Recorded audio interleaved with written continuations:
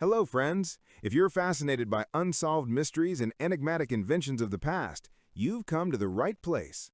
Today, we'll delve into the most shocking questions about Nazi technologies that continue to fuel debates. 1. Is it true that the Nazis developed their own flying saucers? 2. How close did Germany come to creating an atomic bomb? 3. Which forgotten projects from the Third Reich's laboratories actually proved to be real? 4. Where did the documents, engineers, and prototypes disappear to after the war? 5. Which Nazi technologies became the foundation for future breakthroughs in the USA and USSR? Right now, you'll discover the mysteries and myths surrounding German secret groups, what happened under the top secret classification, and why these developments still spark debates and inspire conspiracy theorists worldwide. Let's dive into the darkest backstage of the scientific race of World War II, closer than ever before. World War II undoubtedly stands apart in the annals of human history. It was a conflict of unprecedented scale and tragedy, leaving a deep mark on the lives of millions and on the very structure of the world order. However, beyond the open fronts, tank battles, aerial dogfights, and naval engagements, this global maelstrom was marked by another, equally important but far more hidden aspect: secret scientific developments and experiments. In the deepest laboratories and on the secret testing grounds, the leading minds of that era strived to create weapons and technologies that could turn the tide of the war, giving a decisive advantage over the enemy. Nazi Germany holds a special place in this race for innovation. The Third Reich, obsessed with the idea of world domination and supremacy, invested colossal resources in creating what we would today call invisible or wonder weapons, Wunderwaffe. These projects were often shrouded in a dense veil of secrecy, hidden from public view and even from many high-ranking officials. Historians still debate the real potential of these developments, their impact on the war, and their subsequent fate. Many of these technologies never saw the battlefield, but their existence and sometimes the myths surrounding them continue to stir the minds of researchers and history enthusiasts. In this article, we will attempt to lift the veil of secrecy surrounding the forgotten and little-known developments of the Third Reich. We will not limit ourselves to well-known facts, but will also turn to rumors, which sometimes prove to be merely a distorted reflection of real events, as well as to little-known details that help create a more complete picture. Our goal is not only to talk about the technologies themselves, but also to understand what real impact these German innovations had on the course of history, and how they contributed to, or conversely hindered, post-war scientific and technological discoveries that changed the world. 1938 to 1939, at the dawn of the atomic race.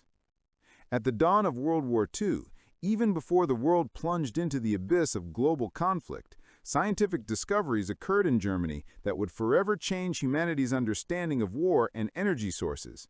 It was German physicists, among whom Werner Heisenberg, a Nobel laureate and a key figure in quantum mechanics, who first achieved a breakthrough in nuclear physics. Their research led to the discovery of uranium fission, a process that releases a colossal amount of energy and essentially laid the foundation for the creation of nuclear weapons. The realization of the potential of this discovery was not long in coming. In 1939, as the world stood on the brink of war, the distinguished physicist Albert Einstein, deeply concerned that Nazi Germany might be the first to develop and use an atomic bomb, sent a warning letter to U.S. President Franklin Roosevelt. This letter became one of the catalysts for the American Manhattan Project. Meanwhile, in Germany itself, its own nuclear program began to take shape. The so-called Uranium Club, or Uhrenverein, was formed, comprising leading scientists of the Reich, whose efforts were directed towards researching and developing nuclear technologies. These scientists worked under the strictest secrecy, recognizing the strategic importance of their investigations for the Nazi regime. Germany, despite its technological advantages in certain areas, also faced fundamental limitations.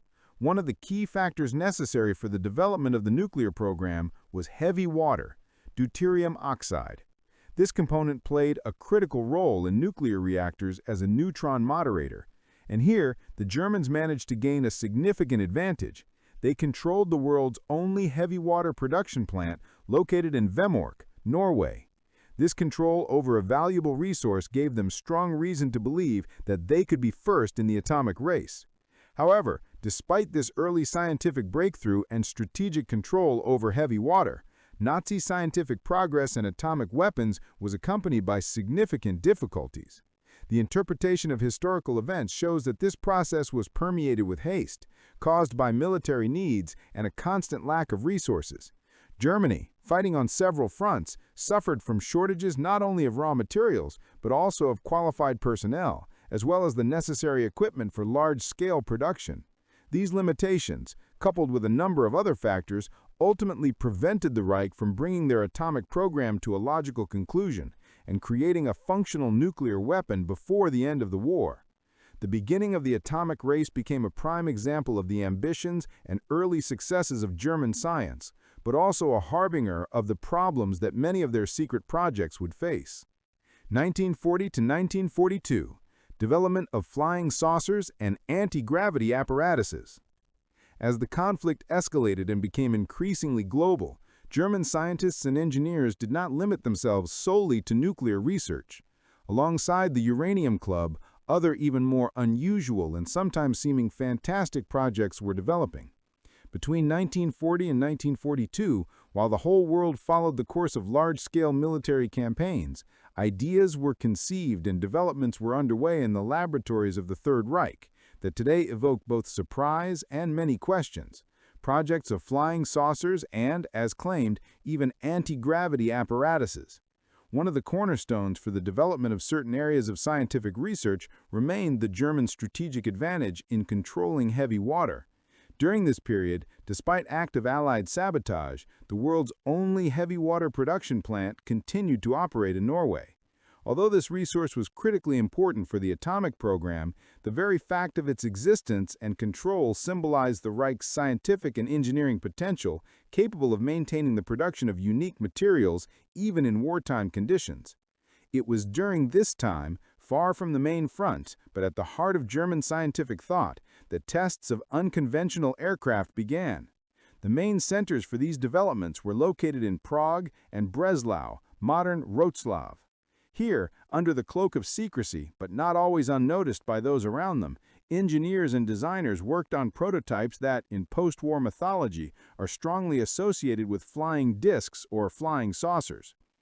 Among the designers of these ambitious apparatuses, names such as Rudolf Schriever, Otto Habermal, Richard Might, and Giuseppe Balonzo are mentioned. Each of them likely contributed to the development of concepts related to vertical takeoff, unusual propulsion systems, and possibly even attempts to overcome traditional aerodynamic principles. These scientists and engineers, working under the pressure of wartime, sought to create not just new aircraft, but qualitatively different types of flying machines capable of giving Nazi Germany technological superiority in the air. The most intriguing aspects of these early tests, according to available testimonies, are eyewitness observations. In the area where the tests were conducted, local residents repeatedly witnessed strange phenomena. The tests were accompanied by unusual, sometimes frightening sounds that differed from the familiar noise of aircraft of that time. Even more surprising were reports of strange light effects emanating from the tested apparatuses. These observations, which were followed by local residents, served as fertile ground for the formation of numerous rumors and legends about secret weapons of the Nazis, which later transformed into the ingrained image of flying saucers. It is important to note that at this stage, according to the presented facts, we are talking about prototypes and tests, not mass production or combat use.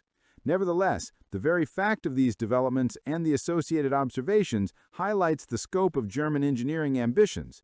They were not afraid to go beyond generally accepted technologies, striving to create something that seemed impossible. This period laid the foundation for the further development of Wunderwaffe concepts, but also showed how secrecy and the extraordinary nature of projects can generate myths that will live on for decades after the war.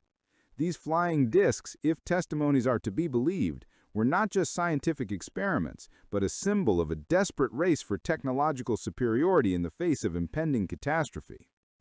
1943 to 1944, Wunderwaffe, development of rockets and flying discs. The period from 1943 to 1944 was a time when the concept of wonder weapons, or Wunderwaffe, in Nazi Germany acquired its most tangible forms and saw its greatest development. This was the stage when ambitious engineering projects transitioned from laboratory experiments and prototypes to mass production and, in some cases, to combat deployment. Under increasing pressure from the Allies, who were methodically pushing back German forces on all the fronts, the Reich's high command placed enormous hopes on these advanced technologies, seeing them as the last chance to change the outcome of the war, giving a decisive advantage over the enemy. It was during this period that the mass production and deployment of the famous V-1 and V-2 rockets began. These rockets became true wonder weapons of their time, a symbol of German engineering genius and, simultaneously, the brutality of the Nazi regime.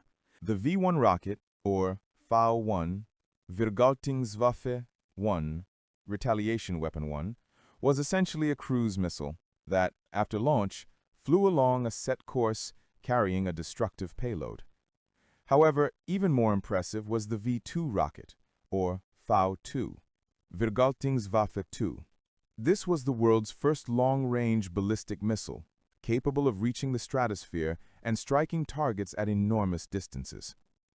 The launches of V-1 and V-2, primarily at London and other cities in Great Britain and Belgium, demonstrated both Germany's technological potential and its desperate desire to break the enemy's will with entirely new types of weaponry.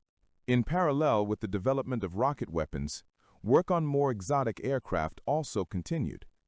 During this period, public flights of flying saucer prototypes, which had already been mentioned in the context of earlier developments, were carried out. These tests likely served not only for technical refinement, but also to demonstrate the potential power of the new weapon, possibly to boost morale or for disinformation. According to documented data, these flying discs demonstrated impressive characteristics. Speeds up to 2,000 kilometers per hour were recorded, which was phenomenal for that time, and significantly surpassed the capabilities of any existing Allied aircraft. Flight altitudes of over 12 kilometers were also noted. Such figures could have given the Allies the impression that the Germans possessed a completely new, invulnerable weapon, which undoubtedly fit into the Wunderwaffe concept. However, despite these impressive achievements, the fate of many of these projects was tragic. By the end of the war, when Germany's defeat became evident, many of these prototypes were destroyed. This was done intentionally to prevent them from falling into enemy hands, especially those of the Allied forces, who were steadily advancing deeper into the Reich. One piece of evidence of this policy is a quote from a letter by designer Victor Schaubarger, who spoke of destroying a prototype to prevent its capture. This decision underscored not only the importance of these developments to the Germans, but also their unwillingness to share technological secrets with the victors. Thus, the period 1943-1944 became the culmination of the German Wunderwaffe program. It was then that the most impressive results were achieved in rocketry and, according to rumors and testimonies, in the creation of flying discs. However, these technological breakthroughs could not fundamentally change the course of the war. They rather became the symbol of the Reich's last desperate attempts to avoid defeat, demonstrating both the brilliance of engineering thought and the tragic inability of these innovations to stop the approaching collapse. The destruction of prototypes in 1945 marked the end of the Wunderwaffe era, leaving behind only documented evidence, rumors, and legends. 1945, the final phase and the disappearance of secret projects.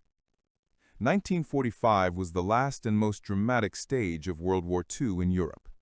As Allied forces relentlessly pushed deeper into the Reich, the Nazi command faced the inevitability of complete defeat. In the face of impending collapse, the question of the fate of numerous secret projects, on which the best German scientists and engineers had labored, became particularly acute. During this period, a large-scale campaign was launched to destroy traces of the most valuable and secret developments.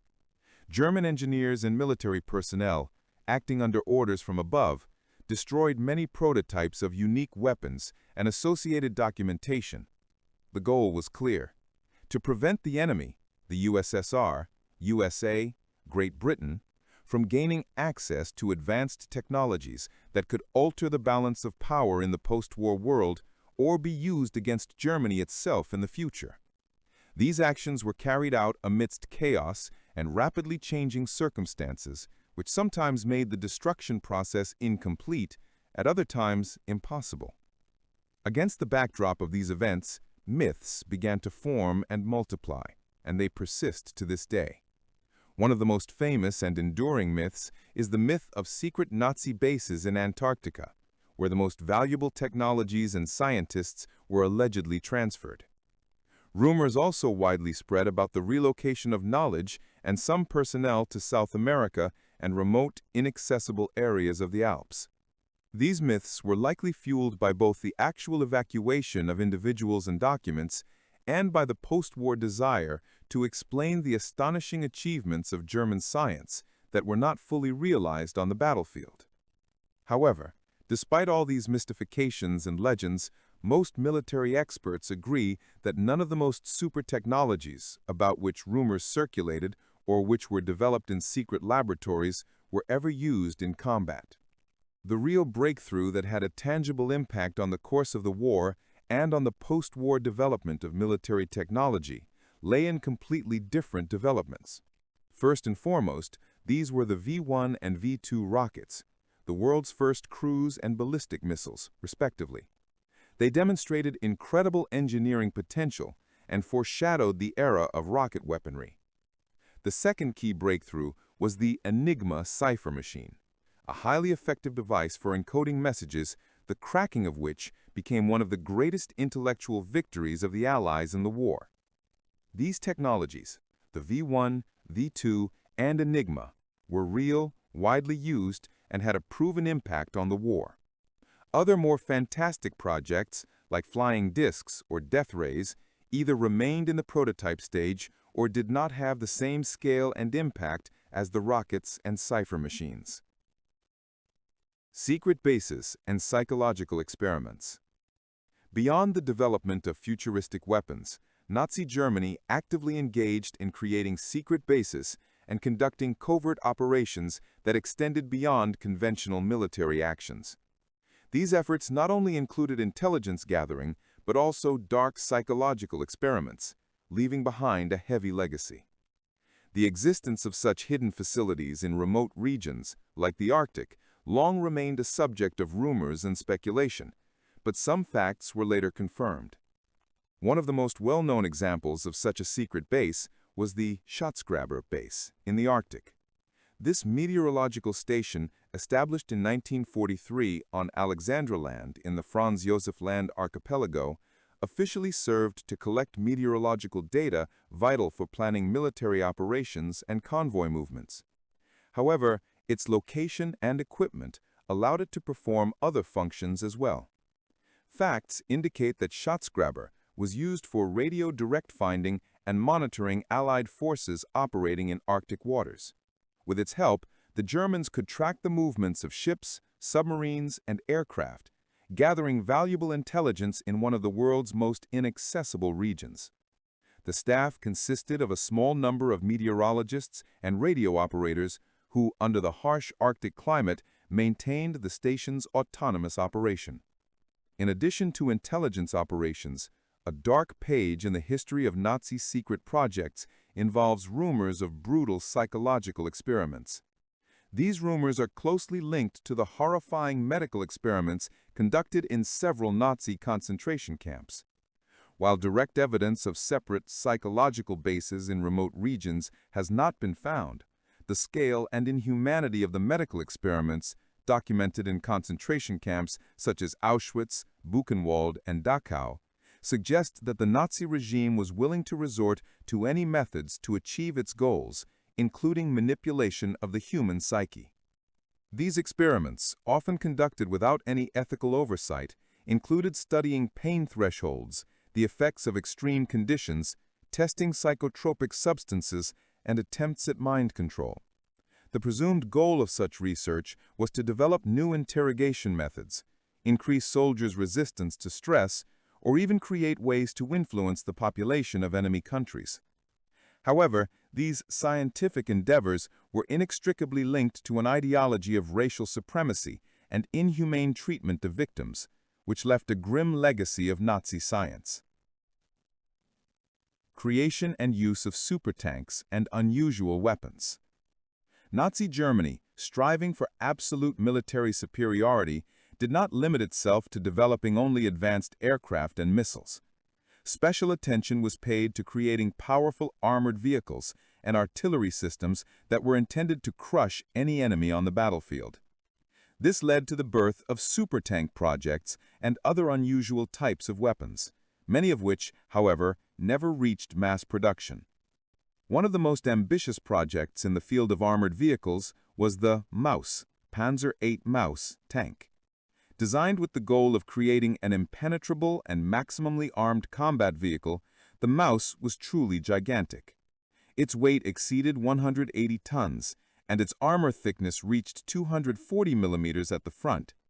The main armament consisted of a 128mm KWK-44L-55 cannon and a coaxial 75mm KWK-44L-36.5 gun. It was assumed that such a tank could withstand fire from any existing anti-tank weapons and break through enemy defenses.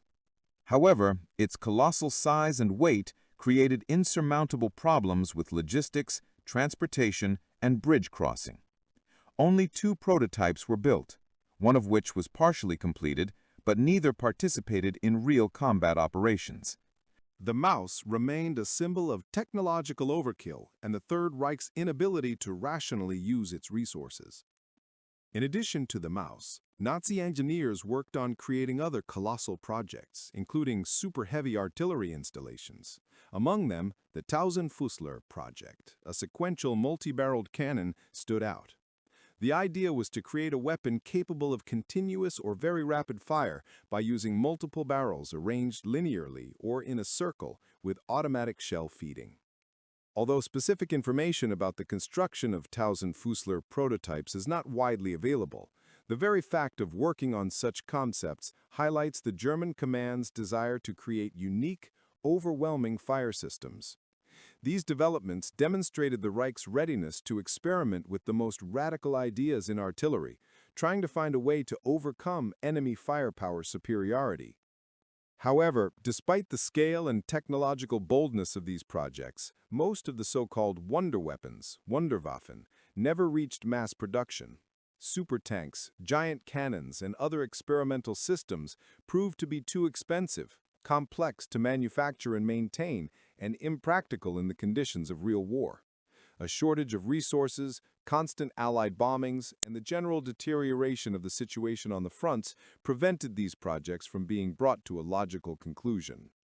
World War II, being one of the most catastrophic events in human history, left behind not only destruction and millions of victims, but also an unprecedented scientific and technological legacy. The secret developments of Nazi Germany, which we have examined, remain one of the most mysterious and controversial topics. Many projects were incredibly ambitious, bordering on science fiction, and demonstrated the Third Reich's pursuit of absolute technological superiority. From early uranium fission research and the creation of the uranium quab to experiments with flying saucers and anti-gravity apparatuses, Nazi scientists and engineers worked on projects that could have radically changed the course of the war. We have seen how, under conditions of strict secrecy, heavy water was developed in Norway, how prototypes of flying discs were built and tested in Prague and Breslau, and how these tests were accompanied by strange phenomena, giving rise to rumors and myths. 1943 and 1944 marked the peak of Wunderwaffe development, when V-1 and V-2 rockets, which became a real technological breakthrough, were launched into mass production. Although other more fantastic projects, such as high-speed flying saucers, reached the prototype stage and were destroyed in 1945 to prevent them from falling into enemy hands, their existence is confirmed by documentary data on high speeds and flight altitudes. The final phase of the war, 1945, was marked by the frantic destruction of many prototypes and documents by German engineers, which gave rise to myths about secret bases in Antarctica and the transfer of knowledge to South America and the Alps. Military experts confirmed that none of the most extravagant super technologies were used in combat, but the V-1, V-2 rockets and the Enigma cipher machine had a real and significant impact on the course of the conflict and the development of science after it. In addition, Nazi Germany was engaged in creating secret bases, such as Schatzgräber in the Arctic for reconnaissance purposes, and, according to rumors, conducted brutal psychological experiments in a number of camps, which left a grim legacy of inhuman science. The development of supertanks, such as the Maus, and unusual artillery installations, like the Tausendfüßler project, demonstrated the desire to create overwhelming ground weaponry, although most of these wonder weapons did not achieve mass application. The most real and significant developments, such as the V-1 and V-2 rockets, as well as the Enigma cipher machine, had a huge impact on the course of the war and the development of science after it. These technologies became the foundation for post-war space and missile programs in the USA and the USSR, within which many Nazi scientists were recruited by the Allies as part of operations such as Operation Paperclip. Myths about the search for flying saucers continue to live on today, shrouding history in mysteries and legends.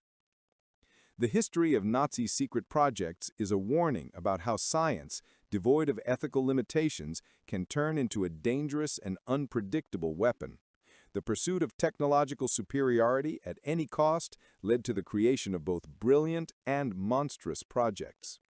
Despite the fact that most of the top-secret technologies were never brought to mass application, the legacy of these studies continues to be felt in modern developments and serves as a reminder of the importance of ethical principles in scientific research. We can only hope that such experiments and research will serve humanity only for good and not for harm. Well, friends, that brings us to the end of our deep dive into the mysterious world of forgotten Nazi technologies. I hope you learned a lot of new and shocking things. If you enjoyed this video, don't forget to hit the like button to support our channel. And to make sure you don't miss out on new investigations and incredible historical mysteries, be sure to subscribe and ring that bell. Share your thoughts in the comments. What surprised you the most? See you next time.